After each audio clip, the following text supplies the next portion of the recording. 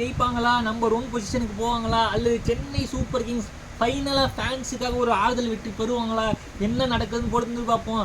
GTA ஜெயிக்கணும்னா சிம்பிளான ஒரு லாஜிக்கை கையில் ஆனா போதும். கலியில் ஆகும்போது கம்போஜர் சேர்ந்து பட்லர், சாய் சுதர்ஷன் கில் 3 பேர்த்தையும் விக்கெட் எடுத்தால் மட்டும் போதுங்க சென்னை சூப்பர் கிங்ஸ் ஜெயிக்கிறதுக்கான வாய்ப்புகள் எக்கச்சக்கமாக இருக்குது. பட் ஜிடி என்ன பண்ணணும், டேபிள் டாப்பில் முடிக்கணும். இன்றைக்கி மேட்ச் ஜெயிச்சா மட்டும்தான் அவங்க டேபிள் டாப்பில் முடிக்க முடியும். ஒருவேளை இன்றைக்கி சிஎஸ்கேவோட தோத்துட்டாங்கன்னா, ஆர்சிபியும் பஞ்சாபும் ஜெயிச்சிட்டாங்கன்னா அவங்க டேபிள் டாப் 2க்கு போயிடுவாங்க. பட் இவ்வளோ நாள் கஷ்டப்பட்டு ஜிடிக்கு வீணாக போயிருங்க. அதனால ஜிடி கம்ஃபர்டபுளாக விளாடுவாங்கன்னு நான் நினைக்கிறேன். அவங்களுக்கு ஹோம் கிரவுண்டான அகமதாபாத்தில் இந்த மேட்ச் நடக்கிறதுனால சாய் சுதர்ஷனும் கில்லும் சரி அவங்களுக்கு கம்ஃபர்டபுளாக இருக்கும். பட் சிஎஸ்கே அதை உடைக்கிறதுக்கு கலீல் அகமது கம்போஜ் நல்லா யூஸ் பண்ணணும், நூர் அகமது நல்லா யூஸ் பண்ணணும். சிஎஸ்கே என்ன மாற்றம் பண்ணணும்னு பார்த்தீங்கன்னா, டெவின் கான்வே ஓப்பனிங் இருக்கிறமா கொஞ்சம் யோசிக்கணும். ஆயுஷ் மாத்திரவே ஆக்கி விட்டு அந்த பட்டேலை ஆக்கி விட்டாங்கன்னா ஸ்டார்டிங் இன்னும் கொஞ்சம் பெட்டராக இருக்குன்னு நான் சொல்கிறேன். எஸ், பின்னாடி பிரேவிஸ் இருக்காரு, ஜடேஜா இருக்காரு, தோனி இருக்காரு. பட் அந்த ஸ்டார்டிங் கிடைக்கிறது தான் சென்னைக்கு ரொம்ப ட்ரபிளாக இருக்குது. இன்றைக்கி அந்த மாற்றம் நடக்குமா, சென்னை ஜெயிக்குமான்னு பார்ப்போம், இல்லை ஜிடி ஜெயிக்குமான்னு பார்ப்போம். இந்த வீடியோ பிடிச்சா லைக் பண்ணுங்கள். ஐபிஎல் பார்க்கணும் ஃபேன்ஸ் மறக்காம சப்ஸ்கிரைப் பண்ணுங்கள். Thank you bye.